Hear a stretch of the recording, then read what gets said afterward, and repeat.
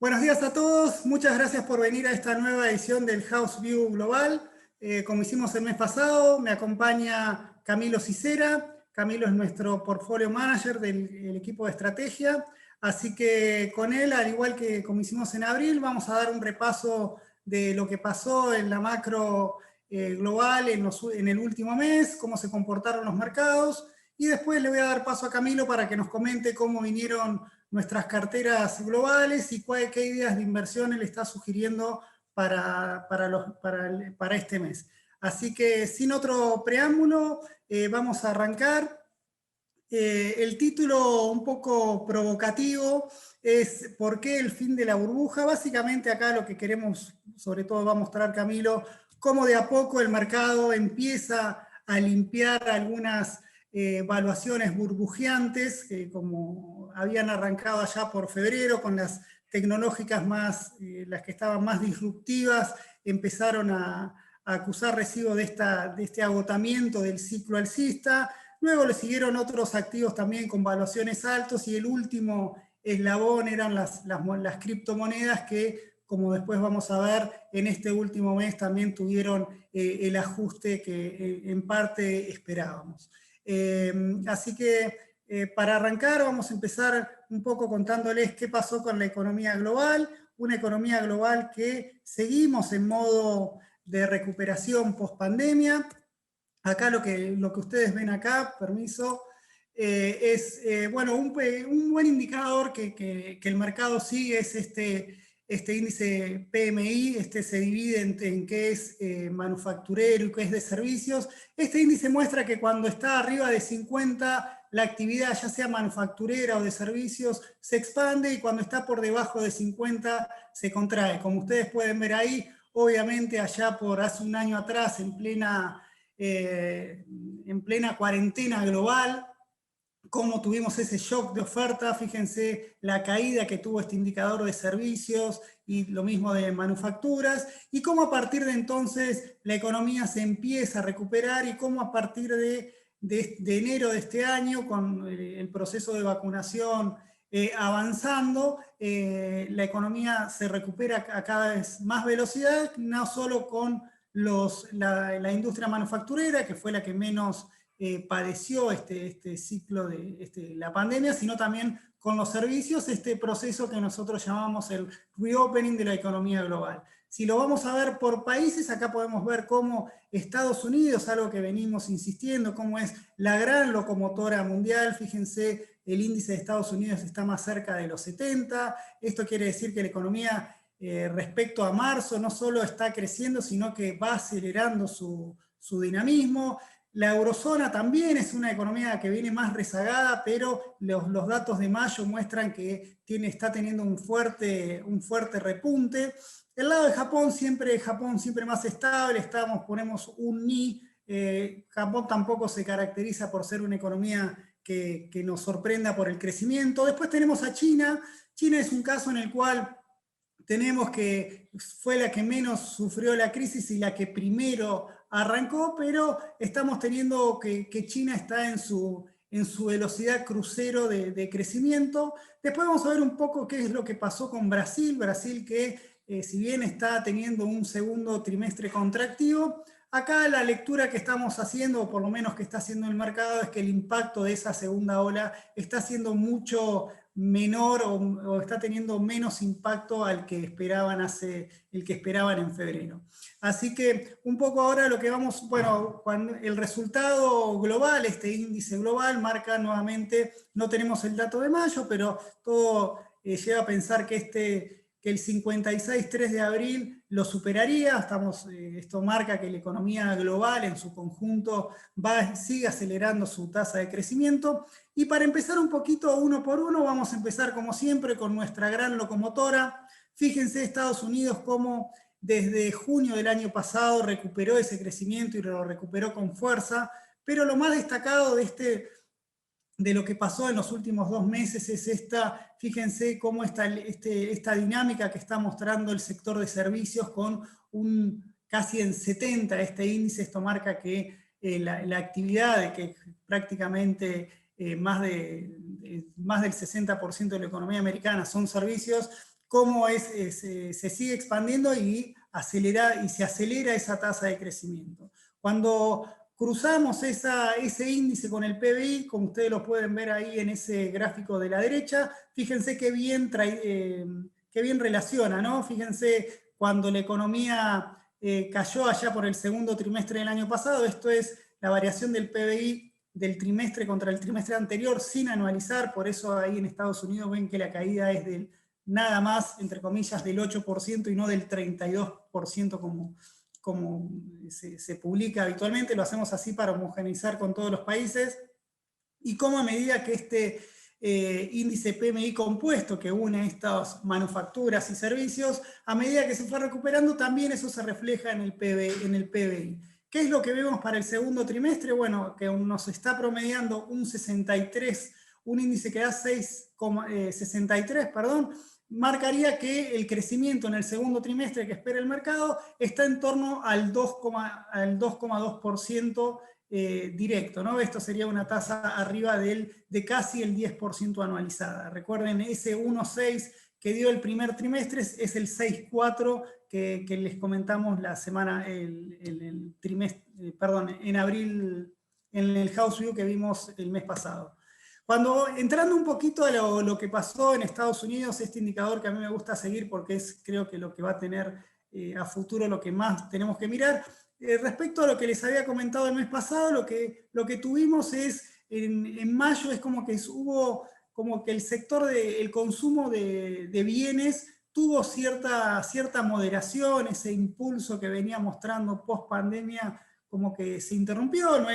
No es que esto marca la alerta que se cae el consumo, sino como que se tomó un respiro, en tanto que el gasto en servicios, a medida que la economía se va normalizando, empieza a gastarse más en estos rubros, y esto es lo que está traccionando al consumo más del lado de los servicios que del lado de los bienes.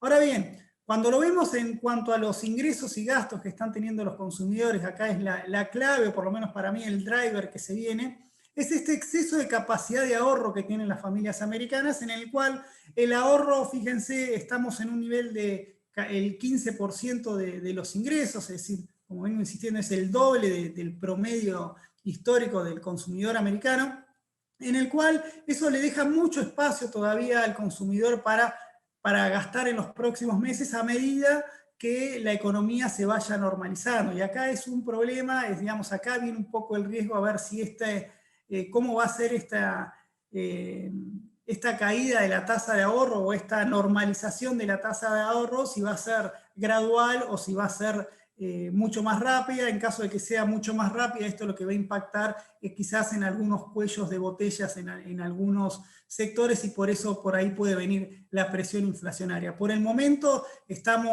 el mercado y todos nosotros por ahora estamos cómodos en cuanto a que esta dinámica por el momento no está dando ese shock de caída. Fíjense, la caída que tenemos en el último mes del 14 contra el 30, básicamente es porque en marzo pasado habían entrado los cheques que mandó el gobierno, y eso es lo que le hizo subir mucho el ingreso, y por eso la tasa de ahorro. Así que el americano tiene mucho para recuperar.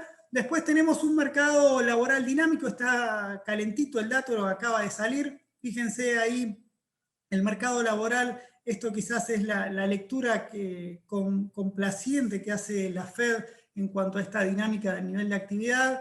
El mercado laboral está teniendo un buen dinamismo, nadie lo niega. Fíjense la creación de empleos que vemos desde enero, sobre todo desde febrero a mayo. Tuvimos ahí en abril, lo que estamos viendo es que en abril un poco decepcionó el dato, el mercado esperaba que se mantenga ese dinamismo de más de 500.000, de creación más de 500.000 por mes, y aflojó bastante, se esperaban 600.000 y fueron 200.000, y en mayo nuevamente volvió a subir, aunque también por debajo de lo esperado por el mercado, pero esto marca también que el empleo sigue dinámico, pero tampoco es que el empleo ya recuperó todo lo perdido, que es un poco el argumento de la Fed, como lo comentamos en las últimas ediciones. Es decir, la Fed cree que todavía hay mucho espacio para absorber trabajadores. Fíjense ahí lo que es la tasa de desempleo. Hoy la tasa de desempleo estaba en 6,1, cayó a 5,8, pero ahí lo importante es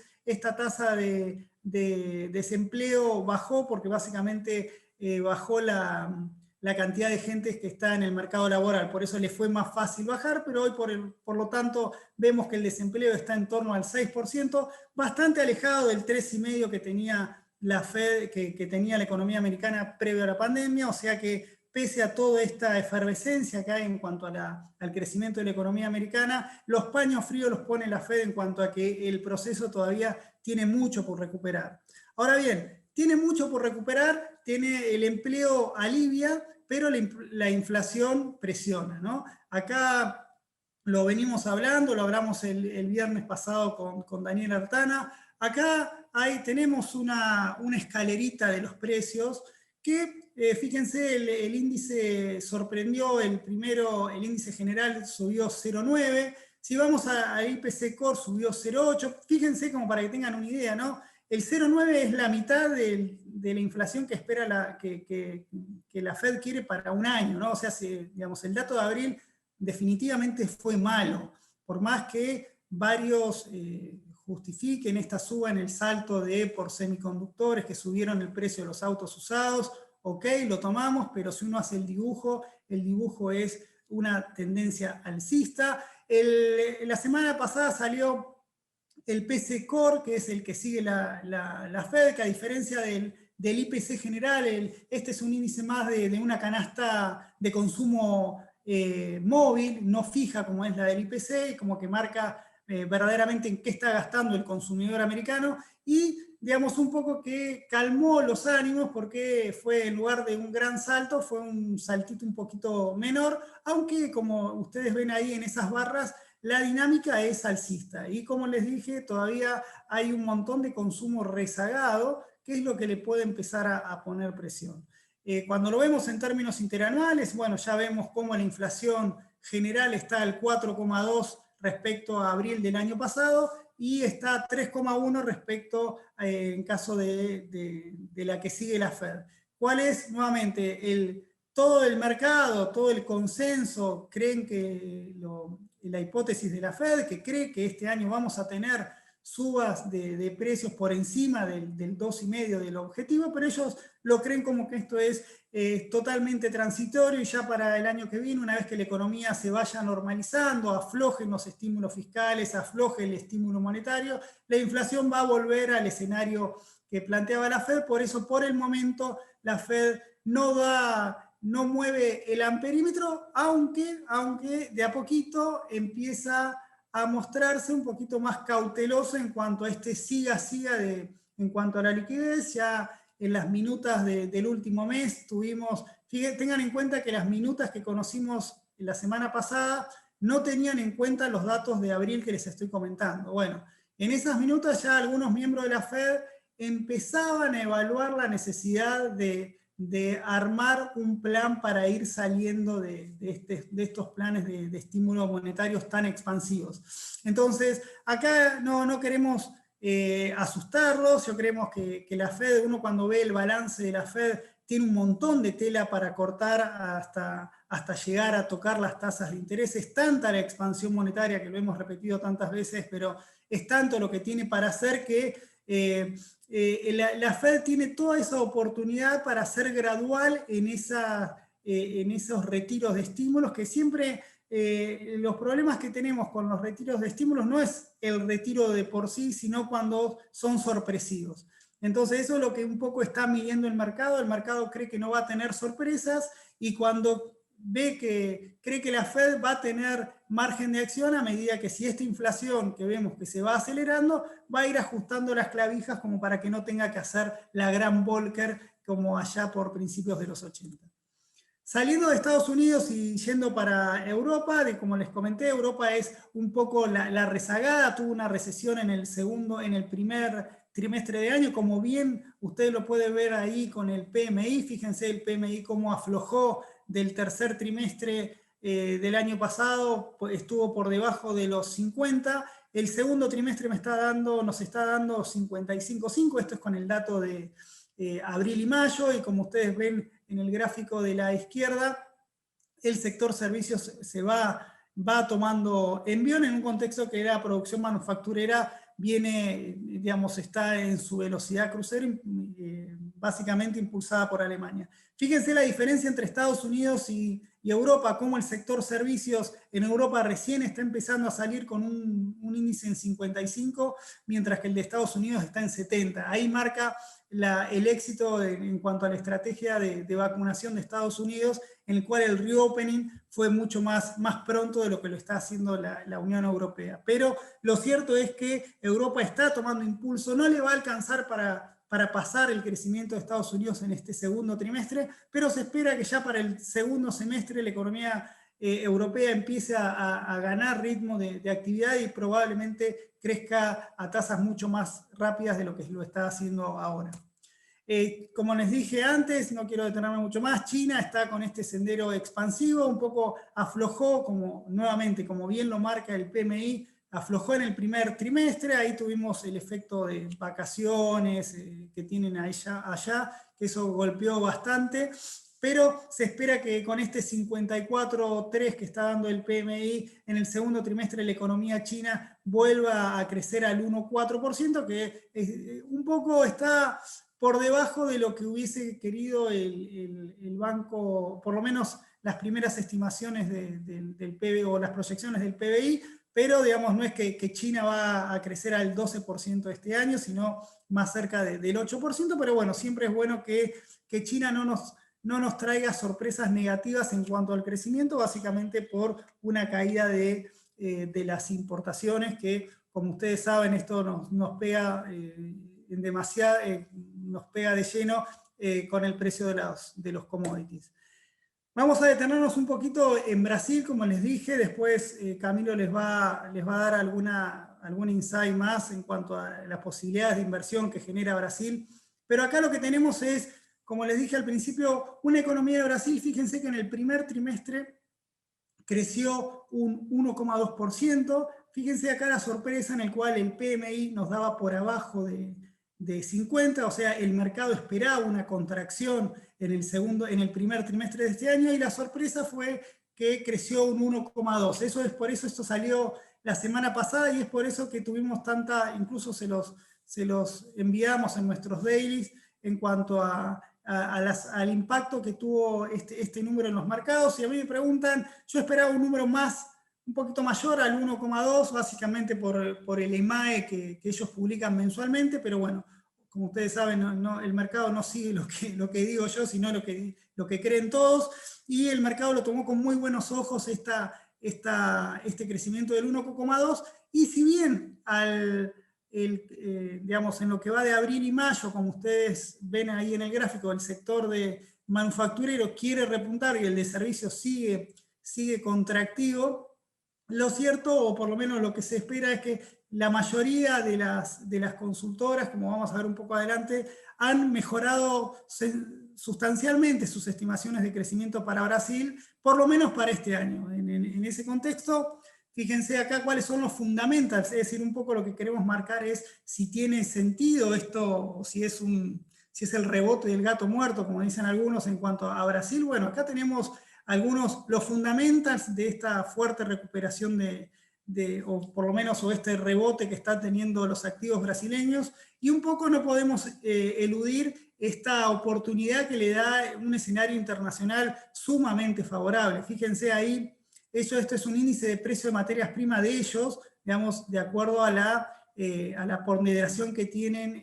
los commodities en sus exportaciones. Fíjense cómo metales pica en punta. Acá seguramente tenemos el hierro que voló, como muchas veces le comentó Juanjo en el House View local cuando analizó Vale, pero digamos, fíjense cómo este camino al cielo que tienen estos precios de los commodities, y cómo los precios de los commodities a Brasil es raro que no lo ayuden. Digamos, ahí tenemos, como ustedes ven en el gráfico de la derecha, cómo desde el impeachment de Dilma hasta Temer, y desde ahí empieza a asociarse esa estabilidad política de Brasil, o por lo menos estabilidad, entre comillas, ¿no? Básicamente porque ya no estaba el problema del impeachment encima, ¿no? Como que se iba licuando. había ganado un candidato más pro mercado, y eso le permitía a la economía brasileña ir de a poquito saliendo con una agenda un poco ambiciosa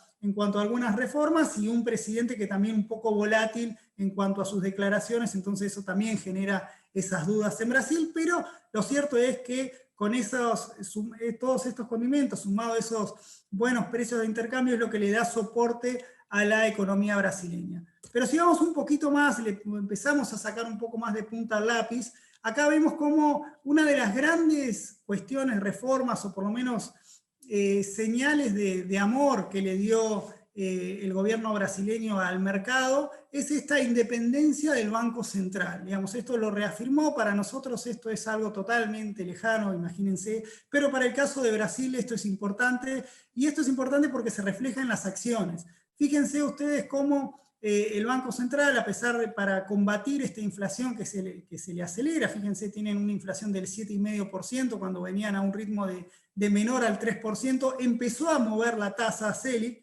por eso ya la subió en 2 oportunidades 75 puntos básicos.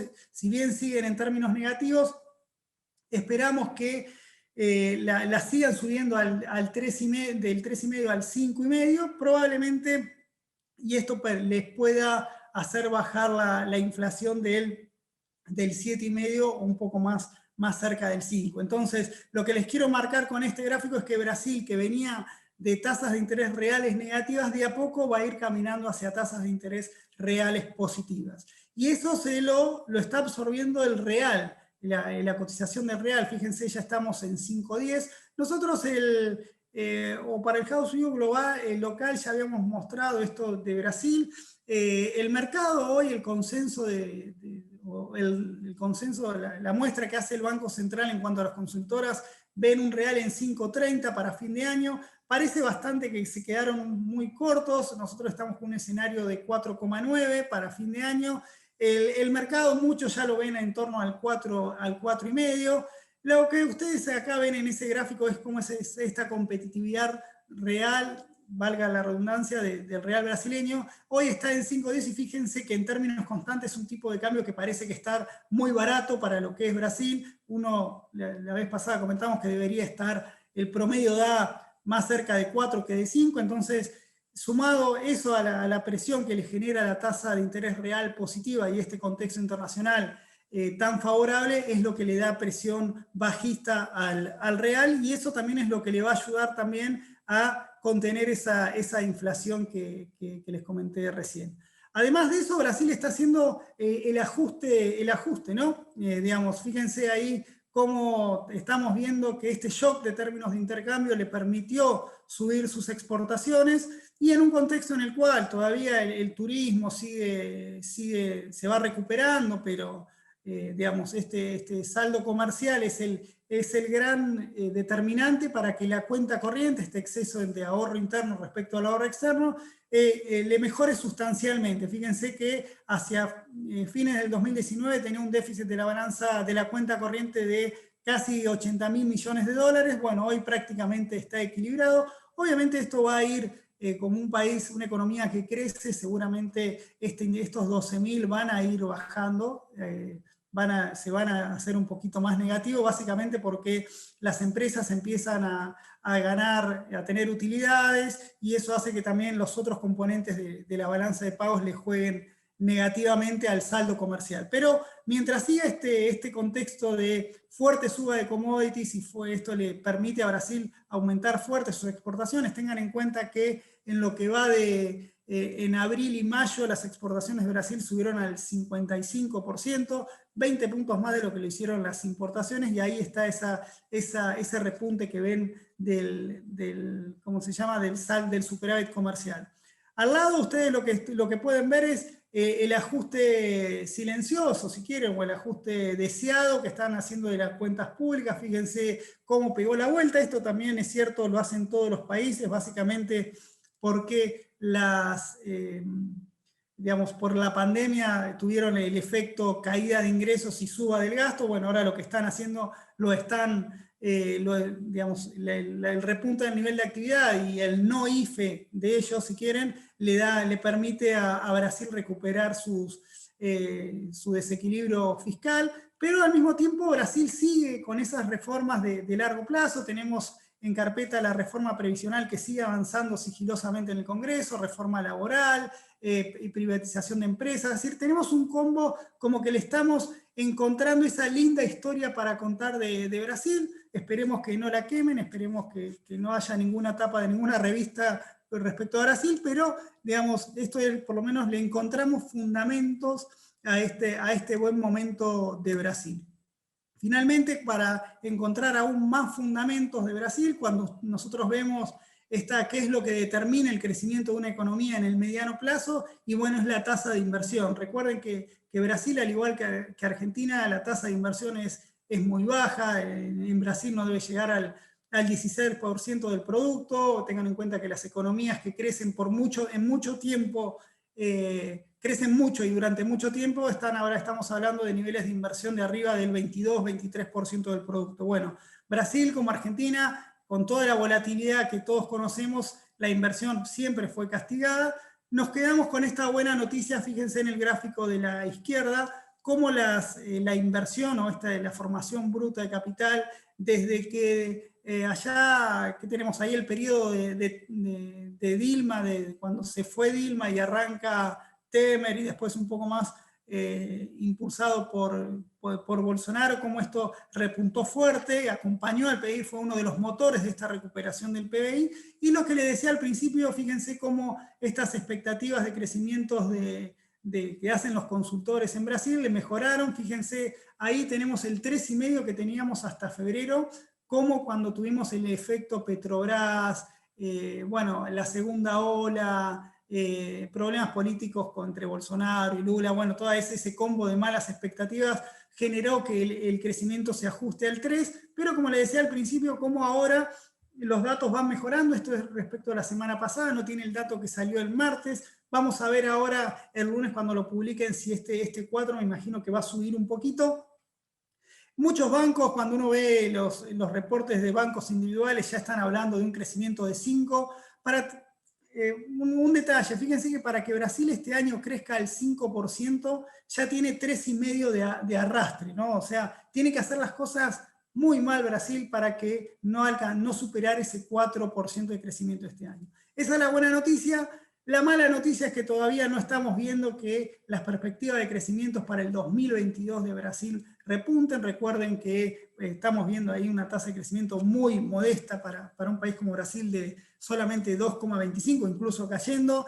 El año que viene va a ser un año difícil, va a ser un año de elecciones. Quizás la buena noticia ahí que nos parece destacar es como que el riesgo de chavización de Brasil está muy alejado. Hoy tenemos Bolsonaro que va y viene con las encuestas, todavía es muy pronto para hablar de un escenario electoral, pero es bueno decir que también del otro lado Lula solo no puede, y digamos, en lugar de radicalizarse, lo que estamos viendo es un acercamiento más a Fernando Henrique Cardoso, lo cual lo muestra un Lula mucho más disciplinado, mucho menos chavista, kirchnerista, como ustedes le quieren decir. Decía, el riesgo del riesgo político de Brasil en que pase lo mismo que pasó en Argentina, hoy no lo estamos viendo. Obviamente el partido es dinámico, se sigue jugando, vamos a ver cómo evoluciona. Hoy nos quedamos con esta buena historia que cuenta Brasil en el corto plazo y con una agenda ambiciosa en cuanto a las reformas de largo plazo que se van a tener que ir consolidando. Con eso es el panorama global. Vamos un poco rapidito a qué pasó en el mercado. Con este mercado en el cual la inflación, este trade-off entre inflación y desempleo, es como que no hay ni ganadores ni vencidos, porque como les dije, tenemos una inflación que si bien se acelera, parece transitoria, y por otro lado tenemos un empleo que parece dinámico, pero no lo suficiente dinámico como para generar esos cuellos de botella que espera la Fed. Y en ese contexto la tasa del Tesoro a 10 años, que veíamos que allá a principios de año, en el primer trimestre, pegó ese saltito de 0,9 a 1,70, bueno, está lateralizando en 1,60, ahora está en 1,63, pero va y viene. Lo importante es que no pegó ese salto hacia arriba del 2, que era un poco lo que nos preocupaba. Y al mismo tiempo, con esto que les comento de la inflación, también las expectativas de inflación se contuvieron, por lo menos las que están implícitas en los bonos. Es como que también el mercado sigue comprando esta historia de aceleración transitoria de los precios y que Estados Unidos va a tener su tasa por lo menos controlada.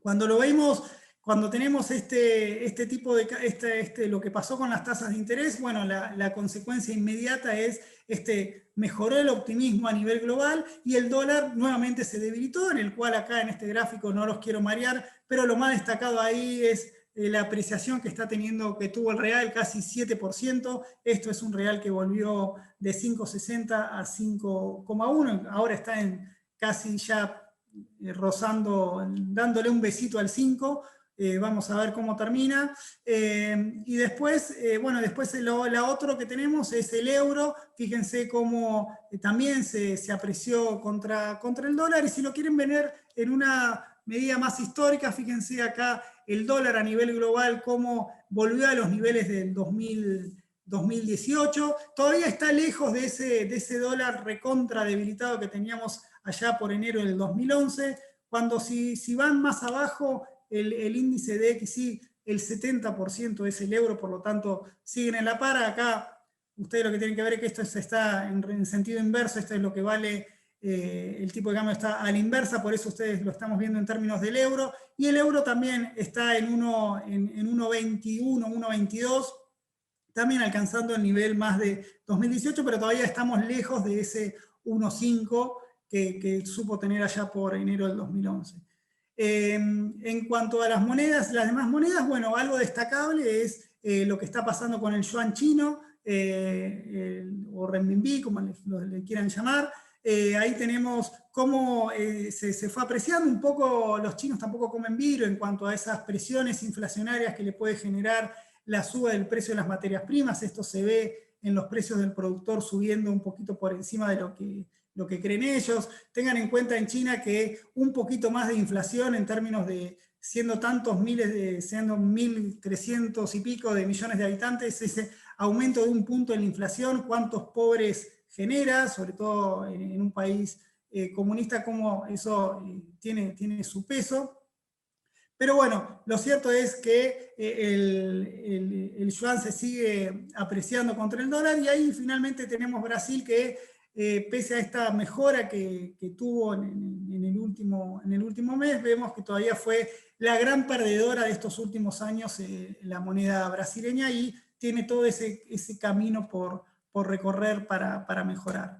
Finalmente, bueno, tasas estables, dólar debilitado. ¿Qué tenemos acá? Suba de los precios de las materias primas, por eso todos estamos festejando. Lo que pasó en el último mes es algo también, un reequilibrar las cuentas en cuanto a los impulsores. Fíjense, el gran destacado de mayo y lo que va de junio también fue el petróleo. El oro también revivió un poquito, 7,2%, y fíjense, aunque en el año sigue ahí lateralizando, si ustedes lo ven ahí la historia desde diciembre del año pasado, podemos ver claramente cómo la soja y el cobre fueron los grandes ganadores de este nuevo ciclo. El petróleo tratando de hacer ese catch-up, y el oro que tuvo ese impulso, digamos, el oro actúa como reserva de valor o contracíclico, y cómo desde que la economía empezó a recuperarse, el oro fue perdiendo un poco de ese impulso.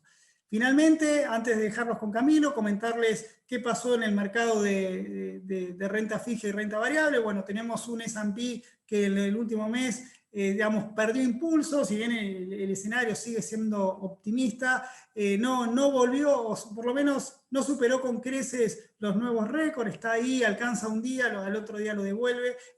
Se mantuvo estable. Fíjense, en mayo subió 0,7%, acumulando en lo que va del año un 12,3%. Pero lo importante, y algo que venimos destacando desde el equipo de estrategia, es cómo va a ser el año de las cíclicas, y esto se está reflejando en este escenario de reflation trade, en el cual apostamos más por los papeles cíclicos en desmedro de los papeles más de las tecnologías. Eso se está reflejando. Fíjense lo que subieron los papeles de energéticas y bancos, sobre todo. Ahora Camilo les va a comentar algo sobre los bancos, materials y industriales, y cómo las tecnológicas, que el año pasado fueron las grandes ganadoras, hoy acusan una suba bastante modesta en comparación con lo que están viendo los papeles cíclicos.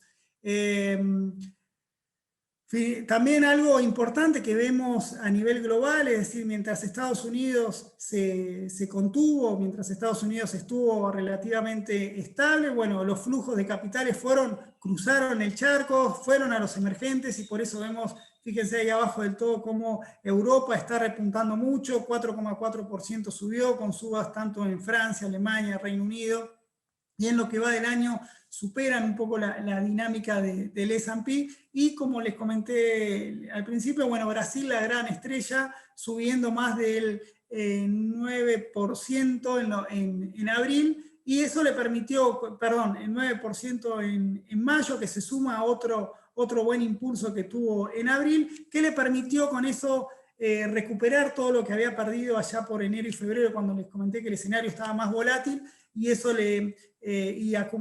hace que en lo que va del año Brasil tenga ganancias, y probablemente con una buena apuesta para lo que sigue.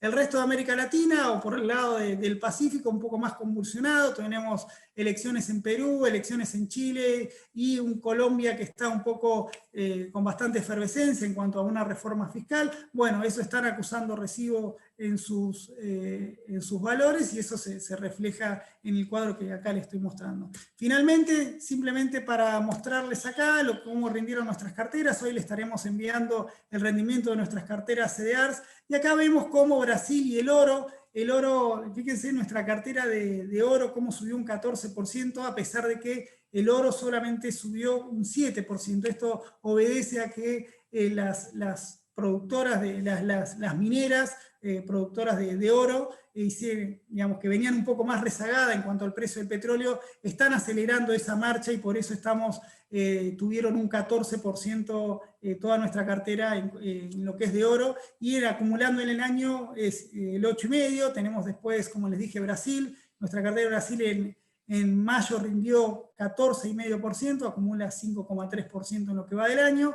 Y después también tenemos nuestra estrella de lo que va del año, el sector, nuestra cartera financiera de bancos, como es un relojito en cuanto a que todos los meses nos aporta 6,5% en mayo, y nada más y nada menos que 37% en lo que va del año. Las cíclicas también un poquito más modesto, pero porque está un poco más repartida la cartera, tuvieron un rendimiento del 3,5% y un 21,6% en lo que va del año. Y finalmente las quality y las del Nasdaq, que el año pasado nos dieron grandes resultados o muy buenos beneficios, bueno, hoy están siendo las que vienen corriendo un poquito de atrás. Así que esto es un poco el escenario que le quería marcar en cuanto a lo que pasó en el último mes. Recordemos, una economía global que se sigue recuperando, un poquito cada vez más homogéneo el crecimiento, porque a medida que avanza la vacunación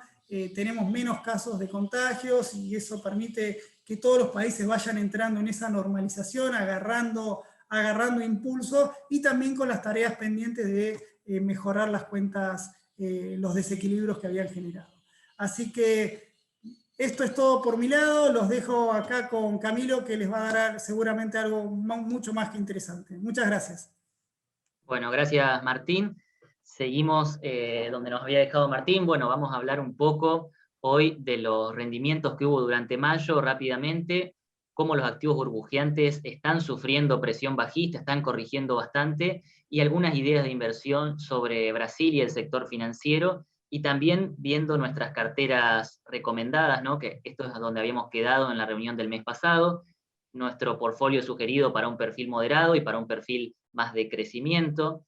Estos dos portfolios tienen la misma cantidad de activos, lo que cambian son las ponderaciones. Fíjense que tenemos treasuries y corporativos investment grade, es decir, renta fija de la mejor calidad crediticia. Después tenemos renta fija high yield, un poco menor calidad crediticia, mayores tasas. Acciones fuera de Estados Unidos, Brasil, Europa, Japón, emergentes en general, que incluye Asia. Acciones de Estados Unidos, oro, real estate y liquidez. Con estas combinaciones lo que logramos son dos carteras, una más segura, otra más agresiva para buscar hacer crecer el capital, la otra busca preservación de capital. Y bueno, mostrarles un poco cómo rindieron estas carteras desde que empezó el año 2020. Fíjense que durante la crisis, el peor momento de la pandemia, de mayor incertidumbre, entre marzo y abril del año pasado, la cartera moderada cayó 14% y la agresiva cayó 24%, pero en la recuperación posterior fue mucho más alta y más acelerada en el caso del perfil agresivo. Así las cosas, en 2020 nuestra cartera agresiva rindió más de 13%, la cartera moderada no estuvo nada mal, rindió 9,5%, y en lo que va de este año, la cartera moderada está 1,7% arriba, lo cual supera a la inflación acumulada en dólares en los primeros meses, en los primeros 5 meses del año, es decir, que cumple con la función de preservar el capital, y la cartera agresiva de crecimiento está 7% arriba en el año. Acá lo más importante, porque dentro de un rato vamos a hablar de algunas ideas de inversión, lo importante es la diversificación, tener activos que se benefician de los distintos escenarios, por ejemplo, el oro en el caso de que haya una toma de ganancias, temores inflacionarios, el real estate en ese sentido también lo hace muy bien contra los temores inflacionarios, acciones en el caso de que la economía siga creciendo y el mundo naturalmente evolucione y progrese, que es lo que siempre pasa en el largo plazo, y también bonos como cobertura y también para generar un devengamiento de una tasa de interés. La cartera moderada en este sentido es 75% bono, renta fija, y el 25% restante se distribuye en acciones, real estate y oro, que son activos más volátiles, y la cartera agresiva o de crecimiento, al revés, está 30% en activos de renta fija, y el 70% se invierte en activos más volátiles, con distintas estrategias buscando crecimiento del capital. En mayo la cartera moderada subió 0,5 y la cartera agresiva subió 1,7. Desagregando los distintos segmentos que tienen esta cartera, vemos que por suerte en mayo subieron todos unánimemente. Obviamente lo que es renta fija tiene movimientos menos volátiles, los bonos investment grade subieron 0,2, high yield 0,1. En acciones estadounidenses la suba de 0,5 responde a que acá usamos como referencia el Vanguard Total Stock Market de Estados Unidos, que lo que hace es invertir es un ETF que cotiza con el ticker TTI y que invierte en el mercado total de acciones norteamericanas. En más de un 90%, esto es el S&P 500, que subió 0,7 en mayo. También tiene un poco de empresas que están en el Nasdaq y no en el S&P 500. El Nasdaq cayó 1% de mayo, y también tiene una pequeña participación, porque pondera por capitalización de mercado, de como el índice Russell 2000 de Estados Unidos. La cartera moderada rindió 0,5%, real estate subió 0,8%,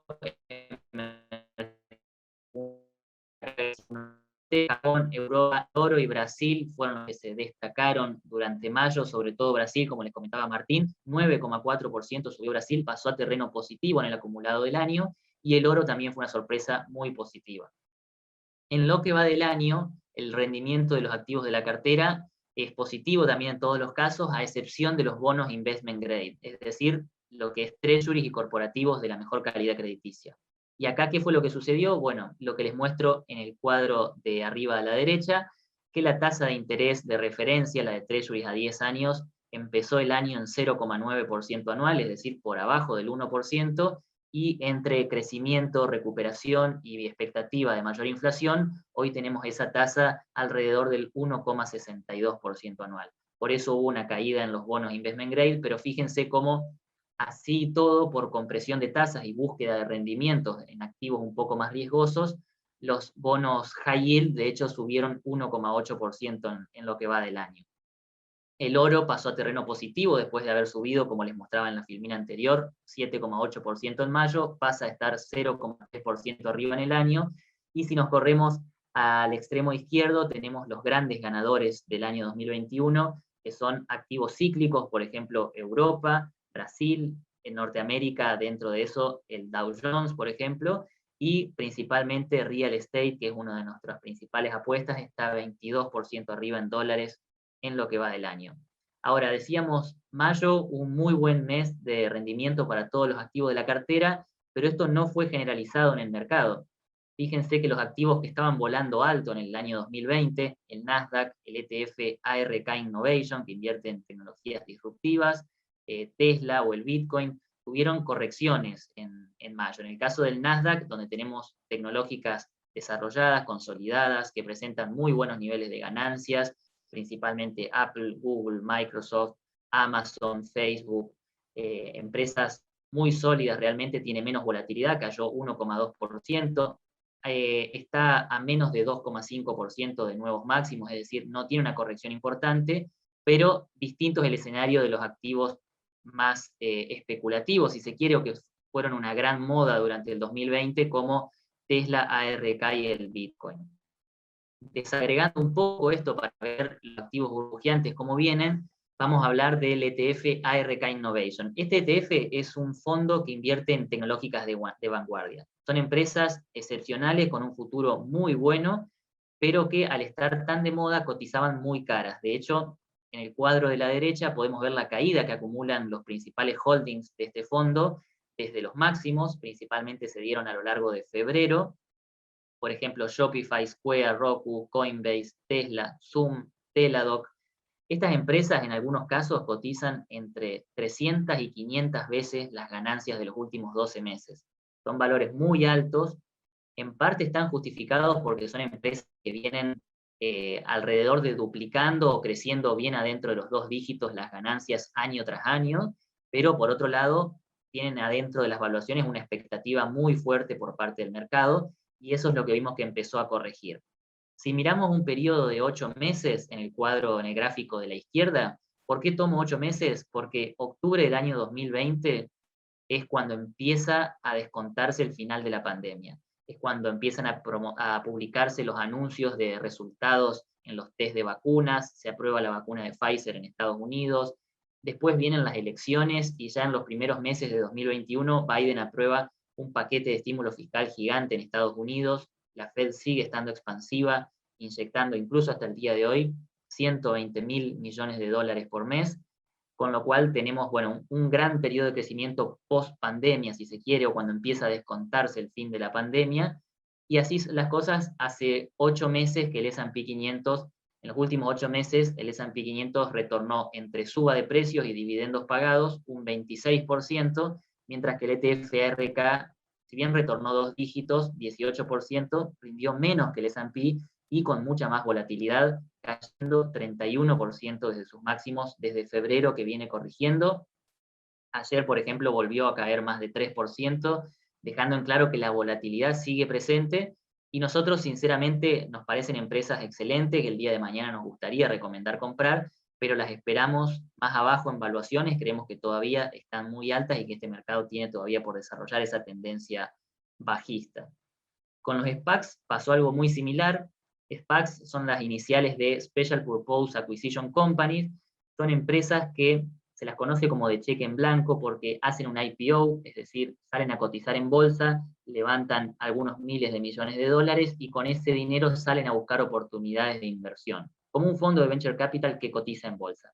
Esto desató una euforia muy importante, sobre todo en 2020, podemos ver en el cuadro de la derecha cómo las emisiones, el dinero captado por estos SPACs mediante los IPOs en Estados Unidos aumentó exponencialmente en 2020, y de hecho en los primeros 5 meses de 2021, esto se detuvo bastante en marzo cuando empezaron a caer los SPACs, pero lo cierto es que en los primeros meses de 2021 ya se superó lo que había sido un récord absoluto de todo el año 2020, dando cuenta de la moda que supusieron los SPACs en 2020.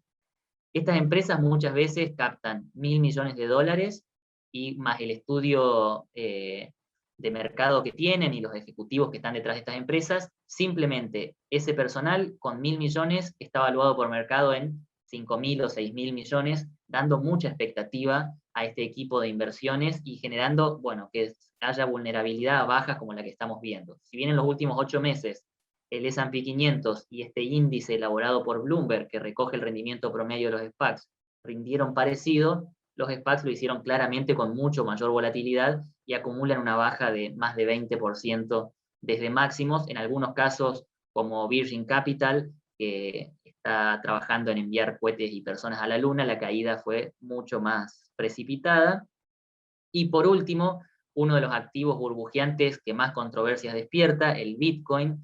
Fíjense cómo cambia el gráfico, mientras todos los activos burbujeantes empezaban a corregir entre febrero y marzo del 2021, el Bitcoin seguía subiendo. Acá el futuro es mucho más difícil de predecir, pero lo cierto es que tenemos una caída que empezó a fines de abril y que durante mayo se consolidó, con caídas de, podríamos decir, un promedio de 50% en las distintas criptomonedas. Aún así, en los últimos 8 meses, muy elevado el rendimiento del Bitcoin, por ejemplo, 232% arriba, aunque con una caída de 45% desde máximos.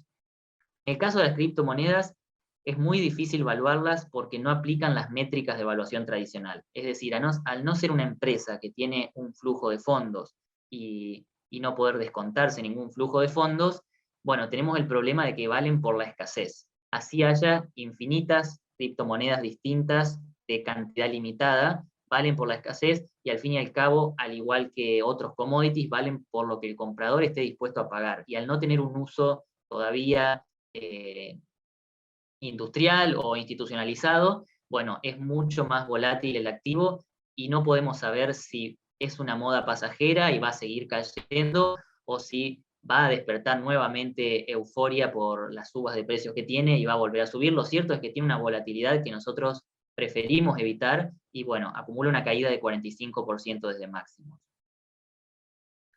Pasando a ideas de inversión bien concreto, vamos a hablar de la rentabilidad bancaria. En el gráfico que está a mi izquierda, debe estar a su derecha, tenemos el spread entre la tasa pasiva y la activa de los bancos, es decir, la tasa de política monetaria de la Fed, que básicamente puede tomarse como un proxy de la tasa a la que captan financiamiento los bancos, y la tasa de treasuries a 10 años, que puede tomarse como una referencia de una tasa a partir de la cual definen los bancos el costo de los créditos que otorgan, teniendo en cuenta también después un plus por riesgo, ¿no? Pero fíjense cómo ese spread entre el rendimiento, entre la tasa que pagan los bancos por depósitos o por financiamiento y la tasa que cobran por los créditos que otorgan, se amplió bastante. En ese sentido, el ETF del sector financiero, que además de empresas financieras tiene banca de inversión, aseguradoras y demás, pero principalmente bancos, está 26,8% desde los máximos de pandemia, y de hecho ayer mientras el S&P 500 caía y el resto del mercado también operaba con debilidad a la baja, registró una suba moderada y volvió a marcar un máximo histórico, es decir que ayer cerró en su valor más alto de la historia, pero todavía con valuaciones que distan muchísimo del S&P 500. Por ejemplo, la banca JP Morgan, que es el segundo holding más importante de este ETF después de Berkshire Hathaway, explica 12% del ETF y cotiza a 13 veces las ganancias y 1,8 veces el valor en libros. En ambos casos son ratios que están a un poquito por debajo de la mitad de lo que cotiza el S&P 500. Lo que vemos es lo que desmarco acá abajo. Liquidez abundante y valuaciones altas generan un boom de emisiones, fusiones y adquisiciones. En estos negocios la banca de inversión genera muy buenas comisiones.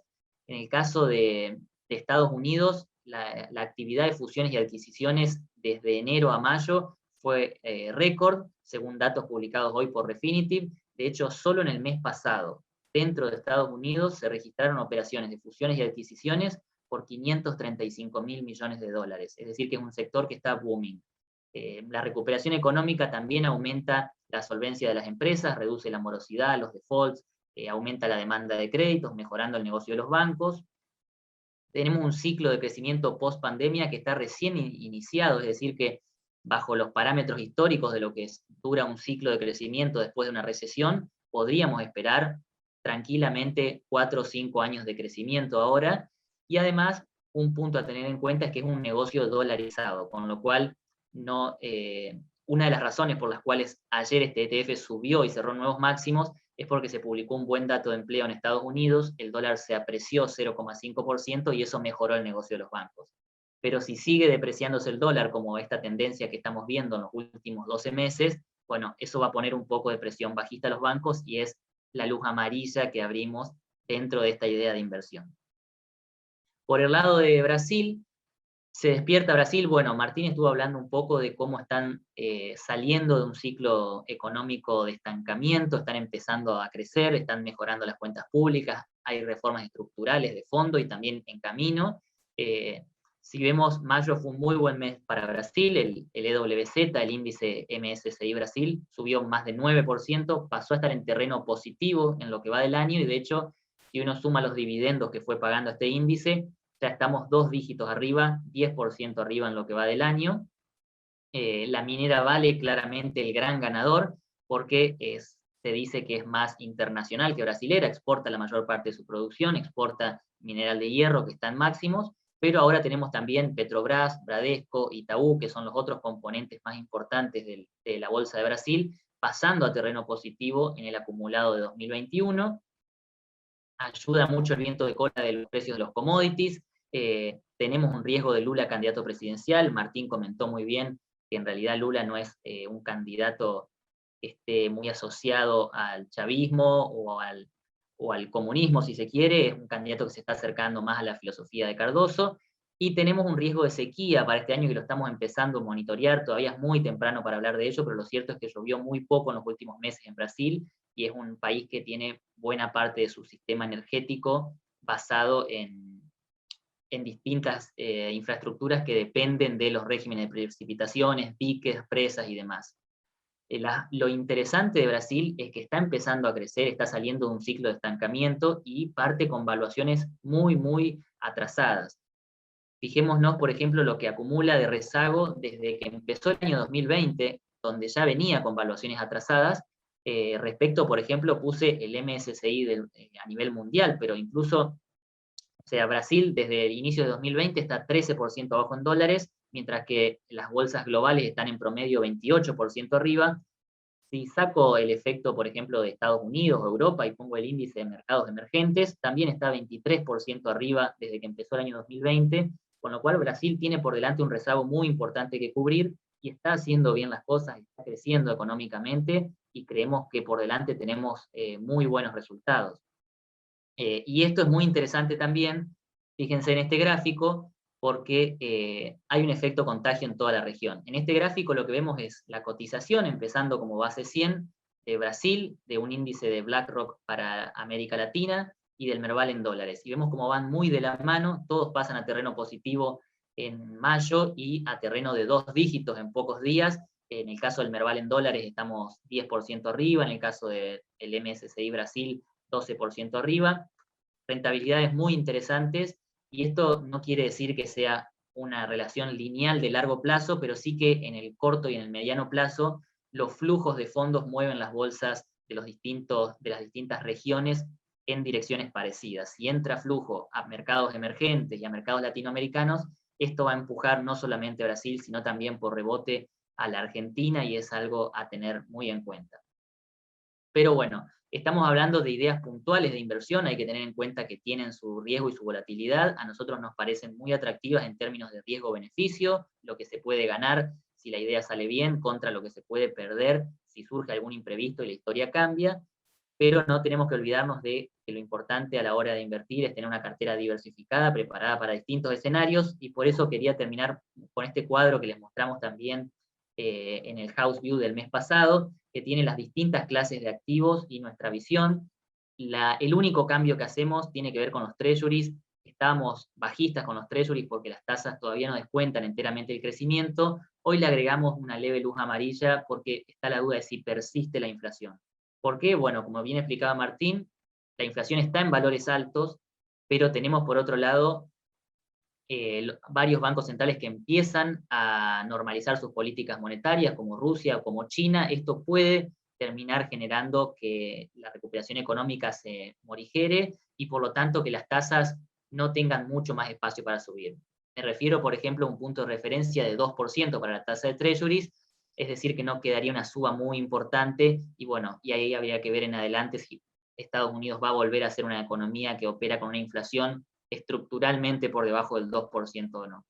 Con el resto de los activos mantenemos la misma visión. Fíjense que ya desde el mes pasado nuestra luz verde claramente estaba con el equity internacional, que fue de lo que mejor rindió, por ejemplo, Brasil o Europa, y también con el real estate, que acumula una suba de 20% en lo que va del año, porque vienen muy bien estos sectores y además en el caso de algunos mercados emergentes parten de evaluaciones muy deprimidas. Respecto del oro, después de esta suba es muy importante ver cómo le impacta el mercado risk-on, es decir, que las bolsas siguen subiendo y la gente habitualmente, cuando las bolsas suben, suele salir de safe havens, como por ejemplo treasuries o oro, para invertir en acciones, pero lo cierto es que con tanta laxitud monetaria, emisión de dinero y con expectativas de inflación que van creciendo, hay presión alcista para el oro y para los commodities en general. Eso es lo que había preparado para mostrarles. Vamos a ver si hay algunas preguntas, creo que algunas las fuimos respondiendo. A ver, sí, creo que estuvimos respondiendo todo. No sé, Martín, si leíste alguna pregunta que quieras que comentemos. No tuvimos más, creo que está todo respondido. A ver, acá entró una pregunta, estamos con tiempo, a ver si la podemos... Dale, perfecto. Acá Cambiar no, tecnológicas por Brasil. sí, bueno, te dejo a vos la respuesta, Camilo. Bueno, gracias, Martín. En el caso, nosotros lo que recomendamos es, bueno, como decía, diversificar, pero hoy estamos más alcistas con Brasil que con las tecnológicas. Esto no quiere decir vender todas las tecnológicas y estar solamente en Brasil, sino que en un índice tradicional que generalmente tiene más tecnológicas que Brasil, nosotros preferimos subponderar las tecnológicas y sobreponderar Brasil. Es decir, en vez de tener 50% de la cartera en tecnológicas, como tiene un índice norteamericano, y 5% en Brasil, nos inclinamos por tener 10% Brasil y solo 20% tecnológicas. Esa sería la respuesta. Pero bueno, te dejo si querés, Martín, el cierre. Muchas gracias por habernos escuchado, por haber participado de este House View de Cohen, y los esperamos el mes que viene también. Bueno, muchísimas gracias, Camilo. Muchas gracias a todos los que estuvieron y participaron. Como siempre nos quedan algunas preguntas por responder, que las respondemos para la próxima. Así que bueno, espero que les haya gustado. Los que quieren ver el House View local, los esperamos la semana que viene, si Dios quiere. Y para los que no, los vemos el próximo mes, si todo sale bien. Así que bueno, muchísimas gracias a todos, que tengan un buen mes. Chau, chau.